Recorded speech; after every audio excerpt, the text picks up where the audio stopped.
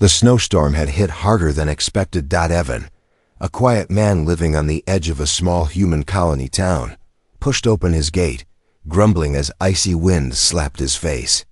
He had just come back from the repair shed when he saw something strange. Near his fence. At first, he thought it was just a pile of old cloth, maybe trash blown in by the wind. But then he saw movement. 2 figures lay there in the snow.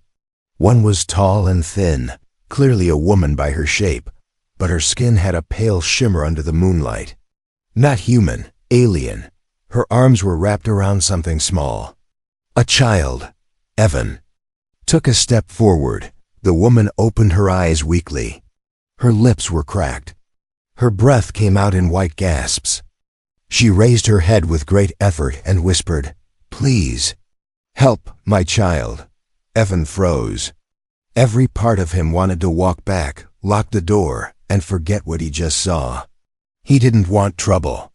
He had spent years keeping his distance from the galaxy's chaos. But the way her voice broke on the word child, it stabbed into his chest. He moved closer and crouched. The child was shaking. Her eyes were closed. Her thin arms were blue from the cold.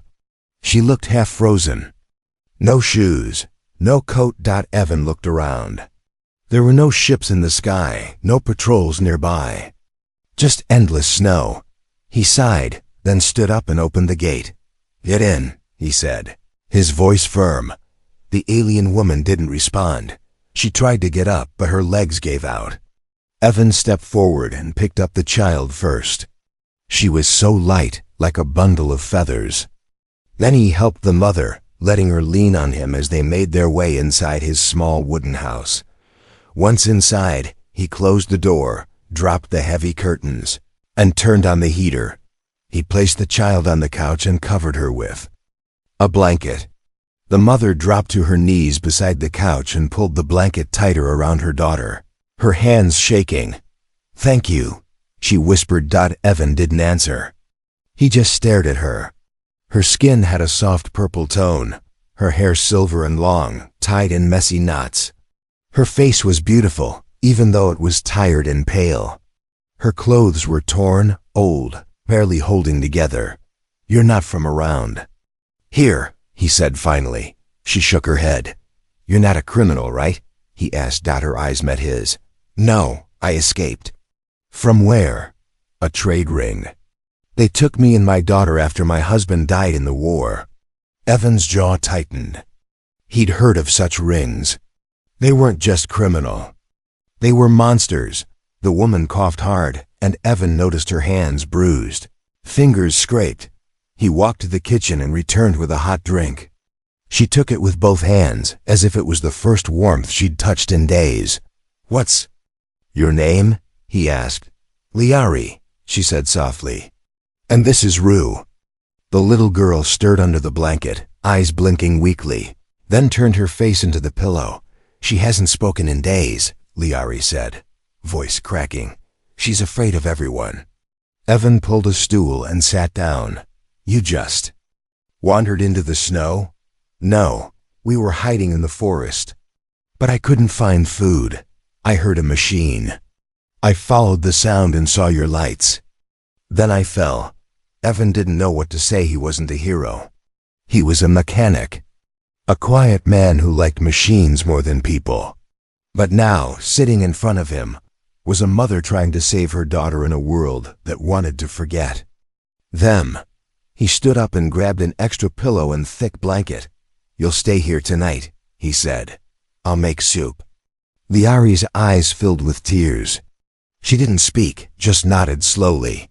While the soup boiled, Evan looked out the window. The snow was still falling hard.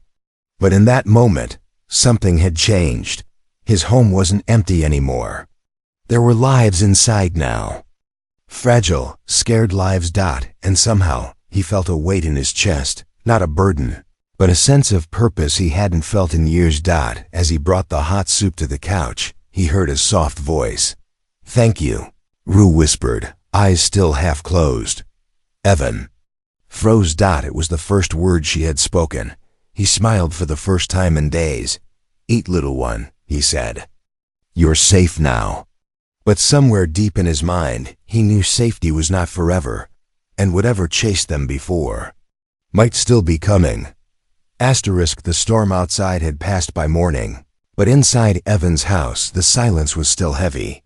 The small fireplace crackled, filling the room with warmth, but the alien girl stayed curled under the blanket, her eyes wide open, staring at the wall.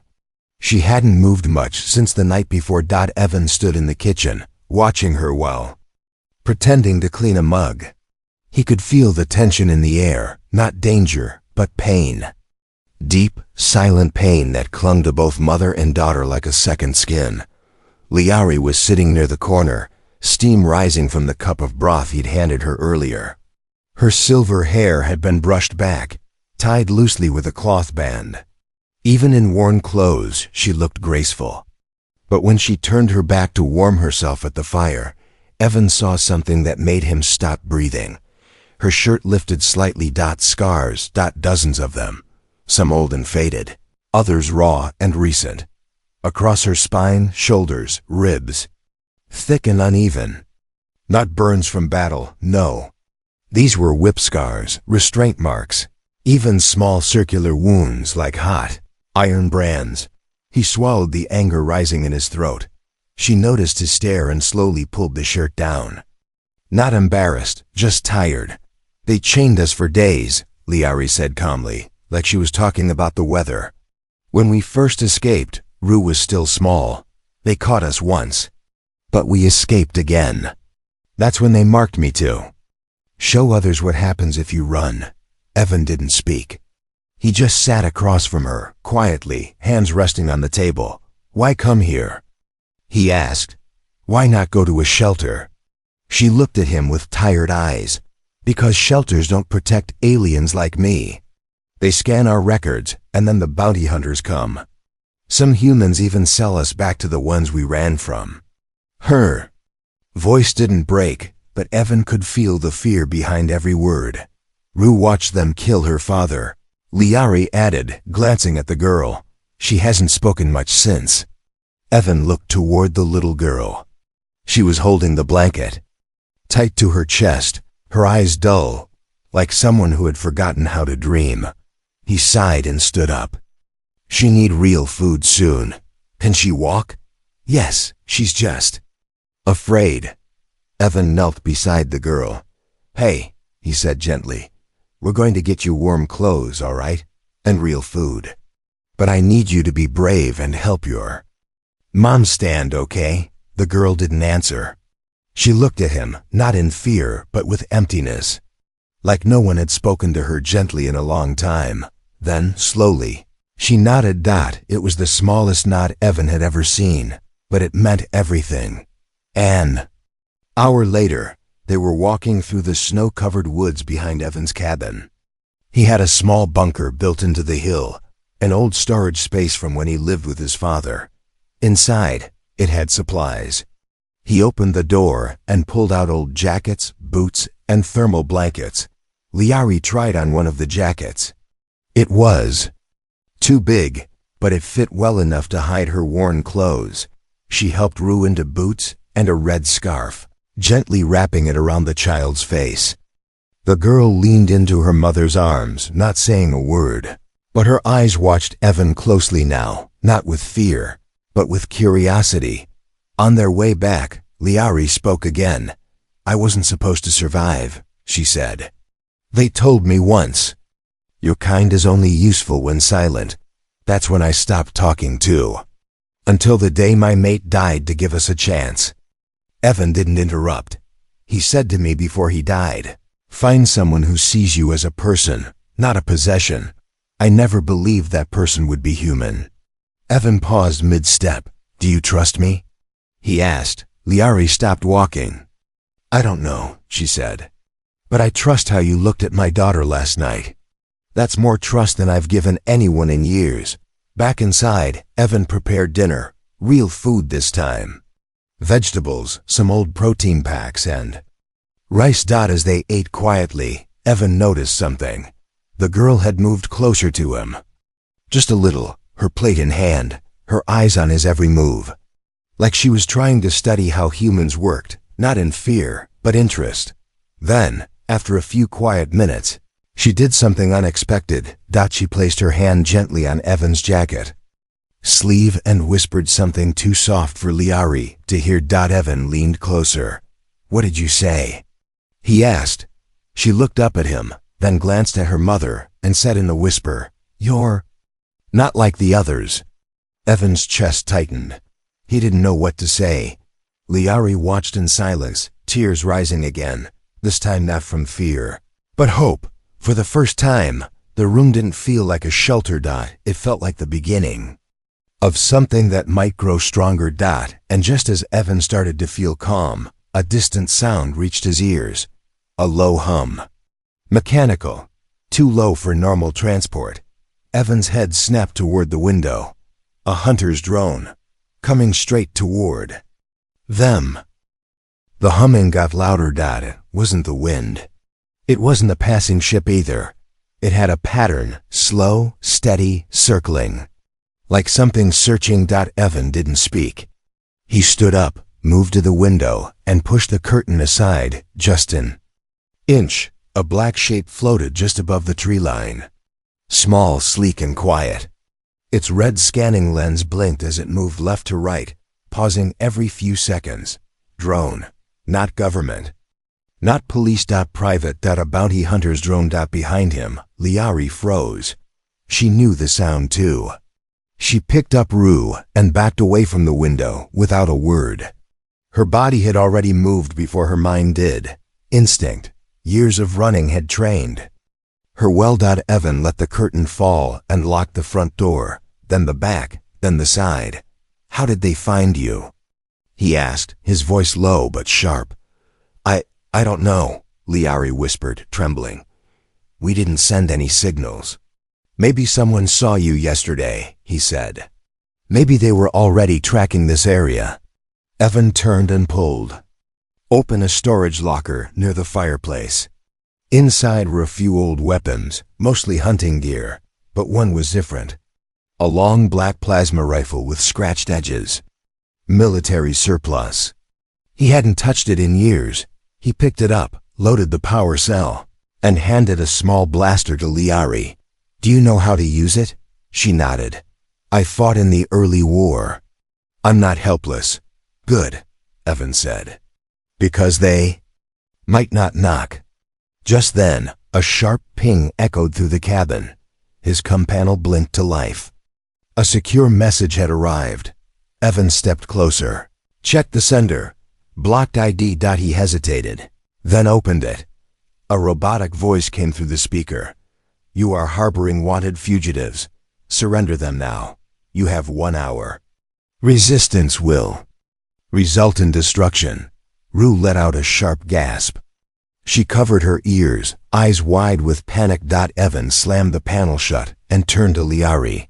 "We're leaving," he said. "Now, but where will we go?" She asked. "I built a hidden tunnel years ago. It leads to the forest edge. We'll lose them there. I know that land better than they do." He handed her a backpack with food, thermal wraps, and a heating pod.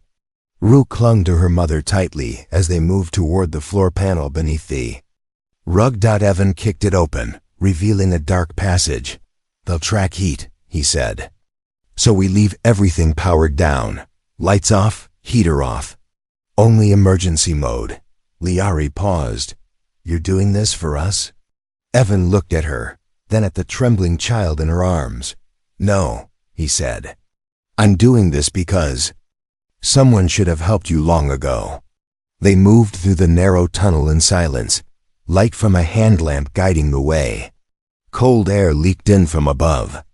Rue didn't cry, but she held Evan's coat as they walked, using him as her anchor. After nearly half an hour, they emerged at the edge of the woods. The night sky above was clear. Stars shimmered silently while death hovered somewhere behind them. They had escaped the house, but not the danger. Evan took a breath and whispered, "I know a place. My father's old cabin, higher in the mountains. No signals, no heat grid. No maps listed. We'll be safe there." Liari nodded. I trust you. They walked carefully, avoiding open fields and tall hills. Evan's instincts were sharp. Every step was planned. Every pause mattered. By the time they stopped to rest, Rue was asleep in Liari's arms, wrapped tightly in a thermal blanket.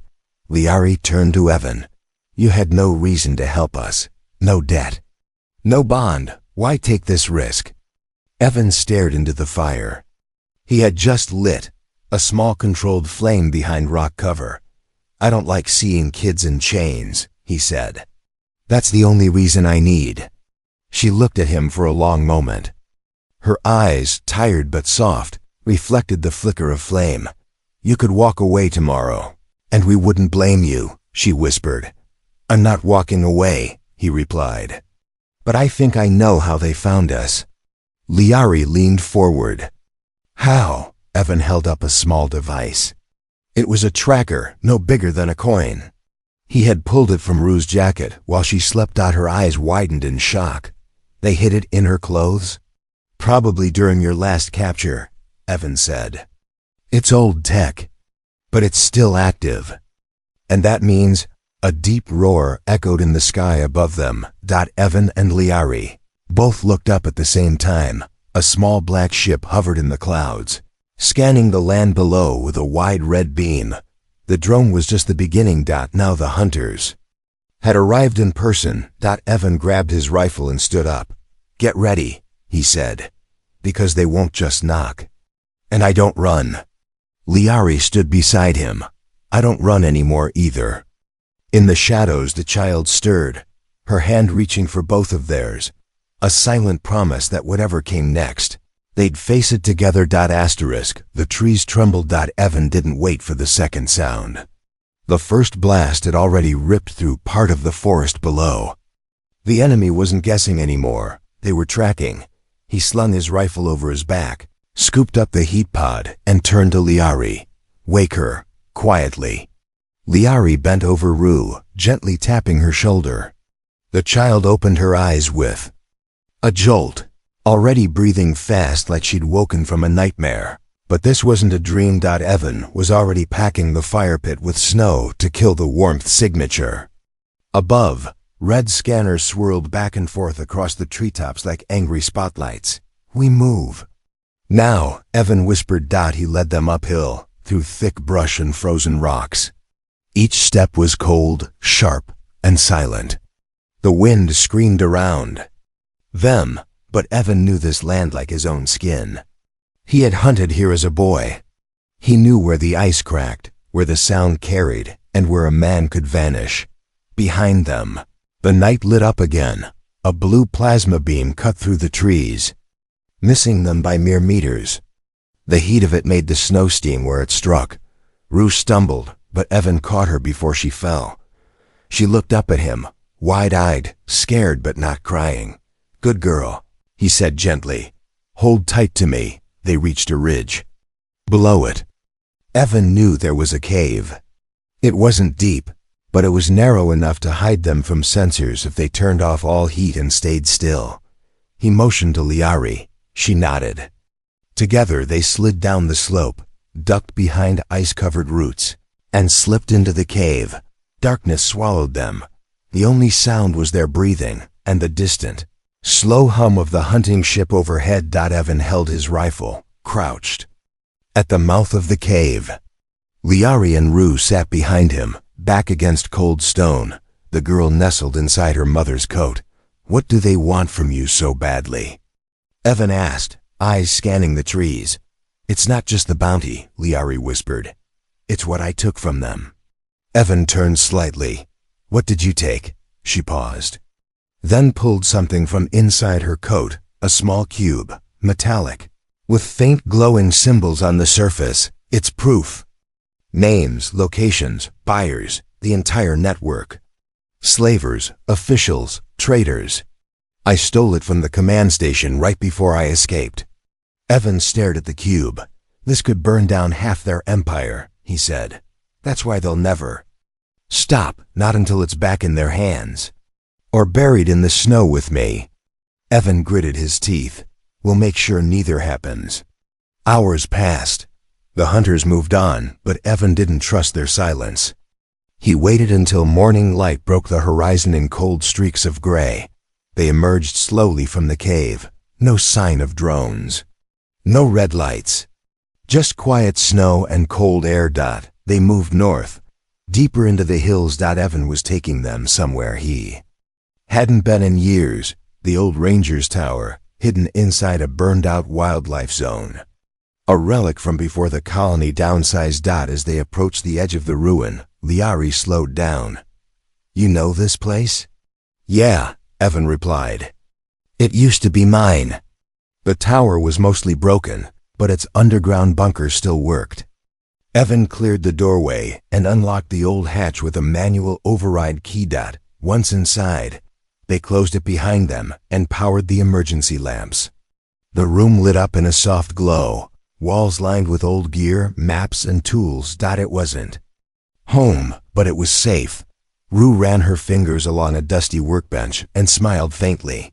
"She's smiling," Liari said in surprise. "She hasn't done that in I don't know how long." Evan smiled back, tired but hopeful. They set up blankets and rested. For the first time in days, Liari sat beside him without flinching. She leaned back, her eyes closed, but her posture had changed. She wasn't just hiding anymore. She was recovering. "Evan," she said softly, "why are you doing all this? What do you want from me?" He looked at her and shook his head. "I don't want anything. I don't like bullies." Her hand brushed his, fingers shaking slightly. Not from fear, from emotion. "Do you think," she asked quietly, "if we survive this, she'd ever have a normal life?" Evan looked at Rue, curled up in the corner, finally sleeping without trembling. "She will," he said, "because you fought for her. And now I will too." Outside, the wind picked up again, but inside that bunker, something stronger than the storm was growing, a fragile hope. A new family. And somewhere out there. The cartel was getting closer, but Evan was done running. Snow crunched under heavy boots. Far from the ruined tower where Evan had hidden Liari and Rue, a tall man in black armor examined the ground. His helmet scanned the faint heat trails left in the frost. Behind him, another bounty hunter aimed a drone toward the hills. "They were here," the leader growled. "Not long ago." Back in the bunker, Evan's old com-link buzzed to life. He hadn't powered it on in years. It had no AI, no auto-scan, just old-fashioned encrypted signals, used by war veterans who didn't trust machines. And someone from that old life was trying to reach him. He stared at the blinking light, then sighed and pressed the button. "Evan here," he said. A deep voice answered. "Didn't expect you to still be alive. Heard you vanished after the Skavron line fell." "I did," Evan replied. "You still owe me that favor?" There was silence. Then, "You found something, didn't you?" Evan looked toward Liari, who was sitting on a bench near the fire, her child resting peacefully in her lap. "I found someone. And she has something that could crush a slave ring across 3 sectors. The voice didn't respond right away. Then, "Where are you?" "I'm not saying that on a come. But I'll bring it to you. I just want a deal. You get the proof. In return, she and the kid go free. Protected." "That's risky, even for me," the voice said. "They've already put a price on your name, Evan. You're a target now, too." "Then we settle it." "The old way," Evan said. "I bring the evidence. You give us shelter. You still have friends in the patrol, right? I'll see what I can do. Send coordinates in 2 hours." The signal died. Evan stared at the com unit for a long moment before turning to Liari. "They're closing in," he said. "And I just used my last favor to buy you both a future." Liari's hands trembled slightly. "What if your friend betrays you?" Evan tightened the strap on his rifle. "Then I burn everything down myself." They left the ranger's bunker just before sunrise. The air was sharp and dry, but the sky was clear. No drones in sight.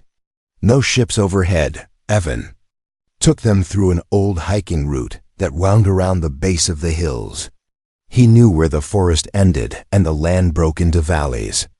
There was an old cabin deep inside a canyon, one only a few people ever knew existed, that it had belonged to his father. A man who'd trusted silence more than any neighbor.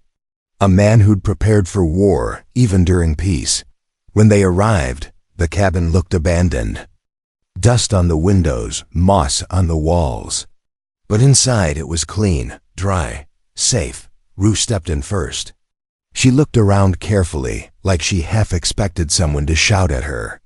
When no one did, she walked over to a soft chair and sat down with a deep sigh. Curling her feet under the blanket, Evan tossed her.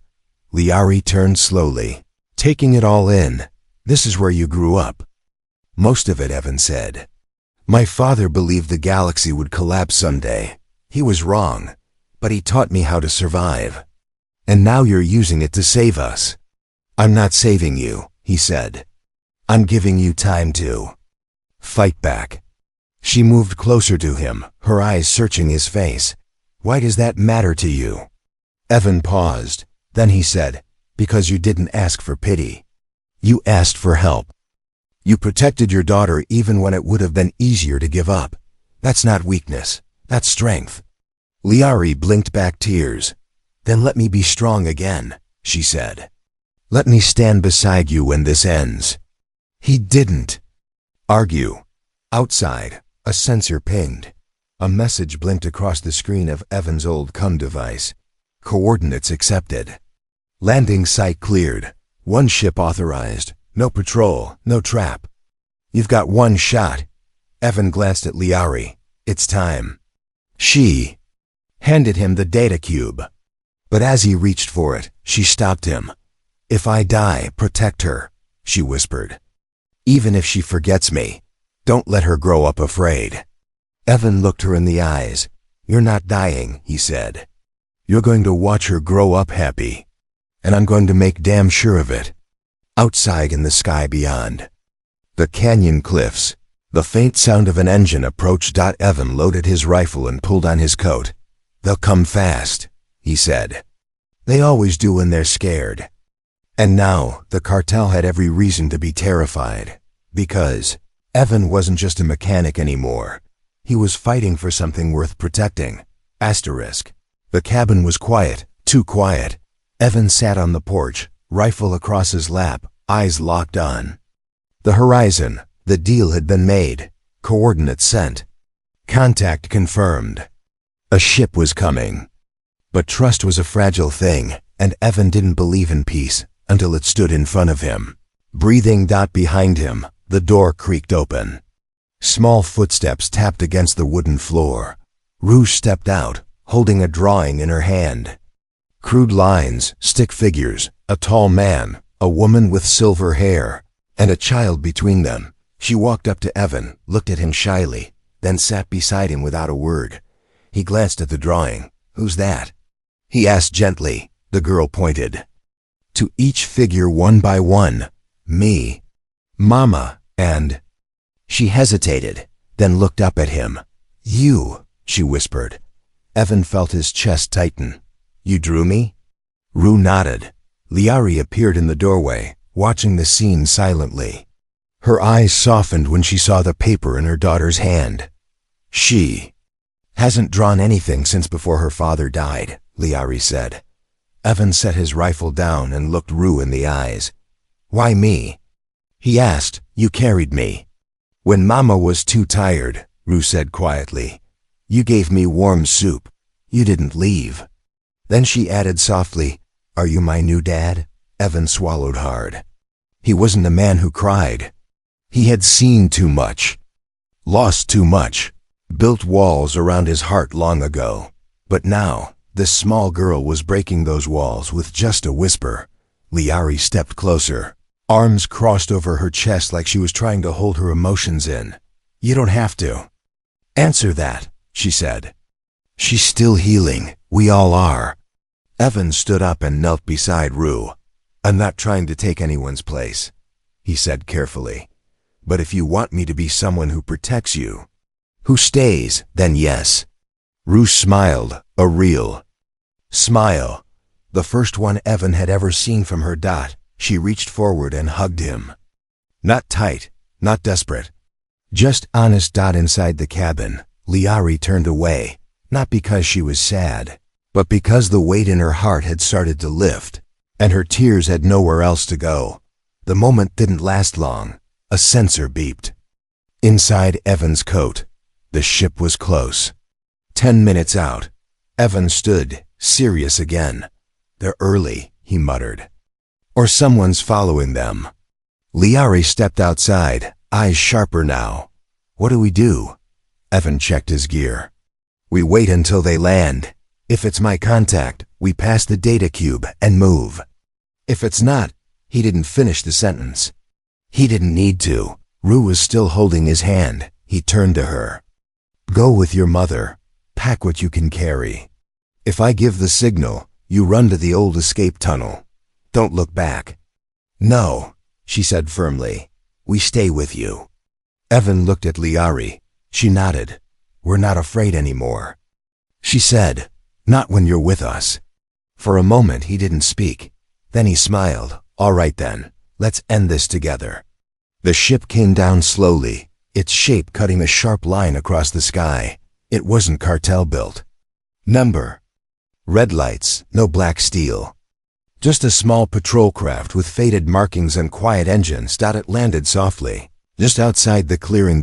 Evan stepped forward, rifle in hand, not aiming, just ready. The hatch opened. A man stepped out. Older, in a patched-up flight suit. His face was lined, but his eyes were sharp. Still alive, the man said. Barely, Evan replied. The man walked forward. This her? He asked, nodding toward Liari. Yes, Evan said. And that's your daughter. The man looked at the girl and gave a respectful nod. Name's Carter. Used to work recon during the Valari raids. Now I help people disappear, the good kind. Evan handed him the data cube. You'll know what to do with this.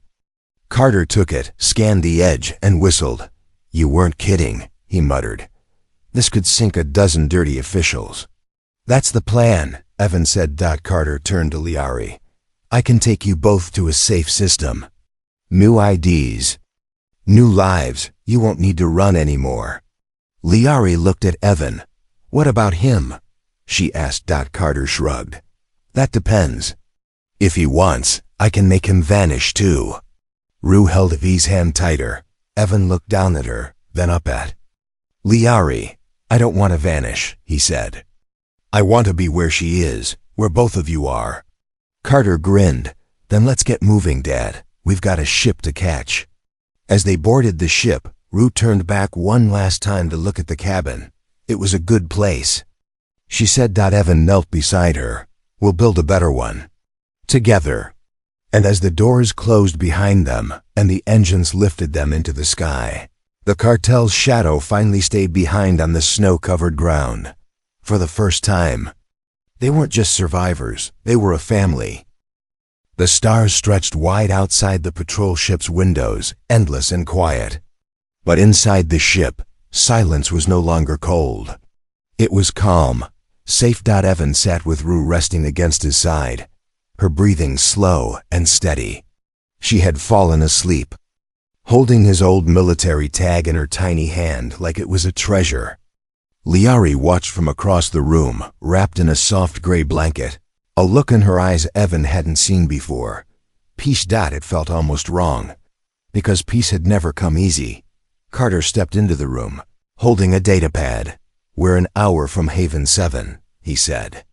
Small colony, lots of green, no eyes watching. You'll have new names, cleared scans, full protection. After what you gave us. He paused, tapping the pad. They've already started the takedowns. Your cube had everything. Codes, buyers, even logs from corrupted patrol officers. Evan gave a slow nod. Good. But there's one problem, Carter said. Liari tensed. What is it? Carter lowered his voice. The cartel knows the cube is gone. They know who took it. A hit was placed just an hour ago. Not on you, on him. He pointed at Evan. Evan didn't flinch. Figures. Liari stood. Then we land somewhere else. Somewhere safer. No, Evan said calmly. We land on Haven 7. Liari looked confused. But they won't stop just because we run, he said. But they can be made to think we're not afraid anymore. That we're protected. That I'm not alone. Carter folded his arms. You want to make a stand? No, Evan said, gently prying Rue's fingers from his ID tag and placing it back around his neck. I want to raise her in a place where we don't have to run every time a shadow moves. Liari stepped closer, voice low. That's not just bravery, Evan. That's love. He met her gaze. She's not my blood. But she's my girl now. And I'll fight like any father would. They landed at Haven 7 near sunrise. It was a quiet world. Soft green hills, early morning mist. Buildings spread far apart. No walls, no fences. Just open air and kind people. Carter handled the paperwork. New names, fresh records. Liari became Lena, and Rue was now Aaron. Evan chose to keep his real name. When Carter asked why, he said simply, because they'll know who stood against them. A small home was provided on the edge of a meadow. 3 rooms, a clean kitchen, and a wooden porch that overlooked a lake. It wasn't just a place to hide. It was a place to live. Liari stood in the doorway that evening, watching Rue chase birds in the tall grass. She turned to Evan. Do you miss your old life? He shook his head. No, I spent most of it fixing things that never stayed fixed. Machines, fences, tools. But this is something that matters. She walked to him slowly, her silver hair shining in the soft sunlight. You fixed us too, you know, she whispered. Evan chuckled. No, I just gave you a chance to heal. She reached for his hand. Is it all right if I say it now? Say what? That you're part of us, she said softly. That Rue wasn't wrong when she called you father. Evan didn't answer. He just stepped forward and pulled her into a quiet embrace. She rested her head against his chest. For once, no alarms, no scanners, no cold wind through broken trees. Just warmth. A family that had been formed not by blood, but by choice. Weeks passed. Carter visited now and then, giving updates. The slave ring had collapsed.